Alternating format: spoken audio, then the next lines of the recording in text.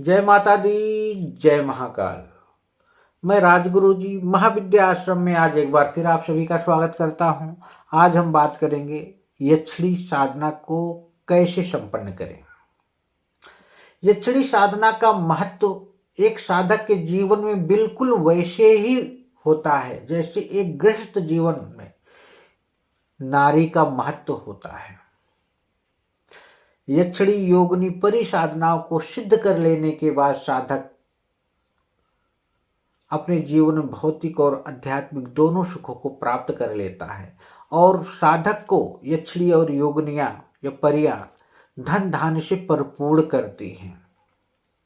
साथ ही साथ साधक की समस्त प्रकार की जो वासनाएं होती हैं उनकी पूर्ति भी करती हैं। इसीलिए बहुत से लोग यक्षिणी और परी योगिनी की साधनाओं को संपन्न भी करते हैं। बहुत से लोगों को आपने देखा है कि वो यक्षिणी योगिनी साधना करने के लिए पागल भी बने रहते हैं। तो यह साधना अद्भुत है। उसी के बारे में बात करेंगे कि यक्षिणी साधना को किस प्रकार से सिद्ध करें, उनमें क्या गुप्त सावधानियां होती हैं, कैसे उसका पालन करें। 5 बातें जो यक्षिणी साधना को सफल बनाती हैं उसके बारे में हम आज आप लोगों से बात करेंगे। आज हम ये बात करेंगे यक्षिणियाँ कितने प्रकार की होती हैं और इनका जीवन में क्या महत्व होता है। यक्षिणी साधना करने से पहले यह सब जान लेना बहुत जरूरी होता है। यक्ष और यक्षिणी धरती के पास के जो लोक हैं वहाँ ये निवास करते हैं। अन्य शक्तियों जैसे गंधर्व है, किन्नर है, नाग है, जैसी दैवी और दिव्य शक्तियों वाले प्राणी की तरह ही यक्ष और यक्षिणियाँ भी होती है, जिनके राजा कुबेर जी थे, जो कि कलयुग के प्रभाव में मंत्र कीलन से अधिकतर शक्तियों का मानव तक पहुंच पाना बड़ा मुश्किल हो जाता है। ये सुषुप्ता अवस्था में चली गई हैं और शक्तियां हम तक नहीं पहुंच पाती। ऐसे में यक्षिणी साधना करना साधक के लिए अद्भुत परिणाम देती है और जल्दी सिद्ध होकर साधक की मनोकामनाओं की पूर्ति भी करती हैं। साधक इसे प्रेमिका के रूप में सबसे ज़्यादा महत्वपूर्ण रूप से सिद्ध कर सकता है और इसी के रूप में सिद्ध भी करना चाहिए, क्योंकि प्रेमिका के रूप में जब ये सिद्ध होती हैं तो प्रेमिका, पत्नी और माँ सभी के रूप कार्य को सही ढंग से निर्धारित करते हैं। लेकिन जब आप इन्हें माँ के रूप में या बहन के रूप में सिद्ध करते हैं तो अगर कभी किसी समय आपकी इच्छा में वासना जैसी चीज़ें आ जाती है तो ये बाद में बड़ी आपके लिए दुखदायी भी होती है। इसलिए इनको प्रेमिका के रूप में ही सिद्ध करना चाहिए, नहीं तो पतन का कारण भी बन जाती हैं। यक्षिणी साधना को धन, ऐश्वर्य, भोग के उद्देश्य से सिद्ध करने की मंशा रखने वालों की कमी नहीं है और बहुत से लोग इनको सही योग्य गुरु के मार्गदर्शन में संपन्न करके अपनी इच्छाओं की पूर्ति भी करते हैं। यक्षिणियों की कई कैटेगरियां होती हैं। इन सब के बारे में विस्तृत रूप से आज मैं आप लोगों से बात करने वाला हूँ। यक्षिणियाँ कितने प्रकार की होती हैं, इनके उद्देश्य की पूर्ति के लिए कौन सी यक्षिणी किस कार्य के लिए बनी है, उसके बारे में विस्तृत रूप से आपको बताऊंगा। आप लोग लाइव देखते रहिए, बने रहिए वीडियो में। नहीं तो क्या होता है, कुछ लोग थोड़ा सा देखते भाग जाते। अगर ऐसा करेंगे तो आप अच्छे साधक नहीं बन पाएंगे। तो किस यक्षिणी के पास कौन सी शक्ति होती है और हमें किस शक्ति को प्राप्त करने के लिए किस यक्षिणी की साधना करनी है, इसके बारे में बताने वाला हूं मैं। जैसे दिव्य रसायन की पूर्ति करने वाली जो यक्षिणी होती है वो अलग होती है।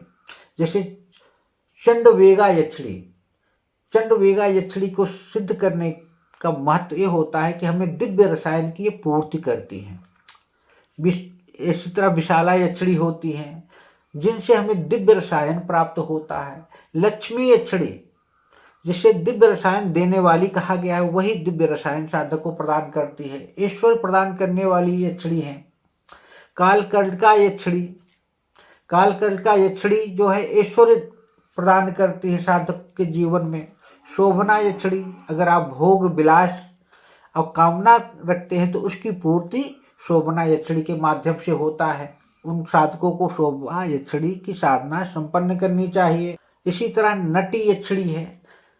अंजन और दिव्य भोग अगर आप चाहते हैं तो आपको नटी यक्षिणी करना चाहिए। इसी तरह और अगर आप काल ज्ञान से संबंधित जानकारी जानना चाहते हैं, त्रिकालदर्शी बनना चाहते हैं, तो आपको कल्पचारिणी यक्षिणी की साधना करनी चाहिए। चंद्रिका यक्षिणी अमृत देती हैं। महाभाया यक्षिणी हर प्रकार के रत्न को प्रदान करती हैं। स्वर्ण मुद्रिका या स्वर्ण से संबंधित चीजें प्राप्त करना चाहते हैं तो अनुरागरी यक्षिणी की साधना करनी चाहिए। धन और दीर्घ वायु और सुंदरता प्राप्त करना चाहते हैं तो सुर सुंदरी यक्षिणी की साधना करनी चाहिए। अगर आप काम वासना से संबंधित चीजों की पूर्ति करना चाहते हैं तो रत प्रिया यक्षिणी की साधना करनी चाहिए। इस प्रकार अनंत प्रकार की यक्षिणियाँ हैं, उनको आप कर सकते हैं। अब मैं बताने वाला हूँ कि यक्षिणियों की साधना करने का नियम क्या है। यक्षिणी साधना में साधक को भोग और वासना द्वारा ये भटकाने का प्रयास करती हैं।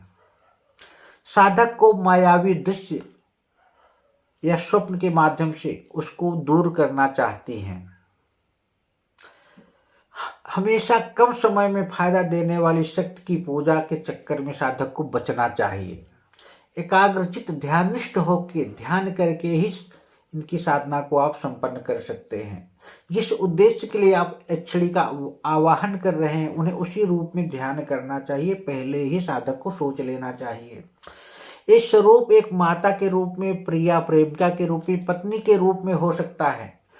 एक उच्च कोटि के साधक यक्षिणी का जो स्वरूप होता है वो माँ के रूप में या पुत्री के रूप में भी करता है। साधक अपनी भावना, समर्पण और अपनी इच्छाओं के हिसाब से उनको उस रूप में प्राप्त करना चाहिए। मांस रहित भोजन का त्याग कर देना चाहिए। जिसमें मांस हो उसको नहीं खाना। प्रातः काल स्नान, ध्यान और शुद्धता का विशेष रूप से पालन करना चाहिए साधक को। और जब आप यक्षिणी मंत्र का जाप कर रहे हो तो आपकी जो इच्छा प्रबल जितनी होगी उतनी तेजी से मंत्र का प्रभाव पड़ेगा और यक्षिणी का प्रत्यक्षीकरण भी आपके सामने जल्द से जल्द हो जाएगा।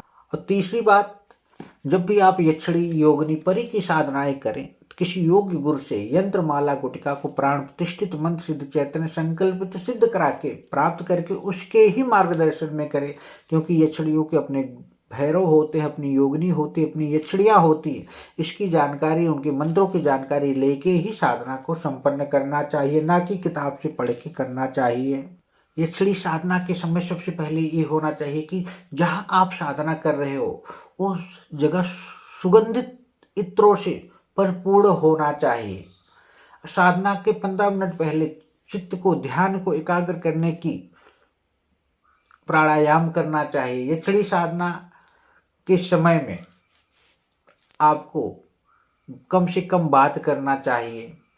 तो आप देखेंगे अगर हम इन सब चीज़ों का पालन करते हो तो यक्षिणी साधना आपके लिए ही बनी है। अगर आप इन सब चीज़ों का पालन कर सकते हैं तो एक बहुत ही अद्भुत प्रकार के यक्षिणी साधक बन सकते हैं।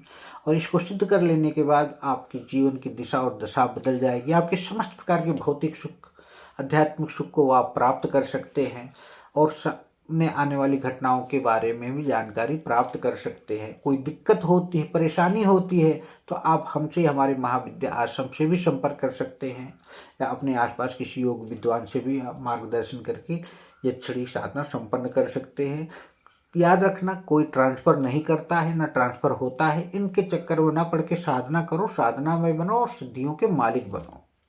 इसी के साथ आप हमारे महाविद्या आश्रम चैनल को लाइक करें, शेयर करें, सब्सक्राइब करें। जय माता दी, जय महाकाल।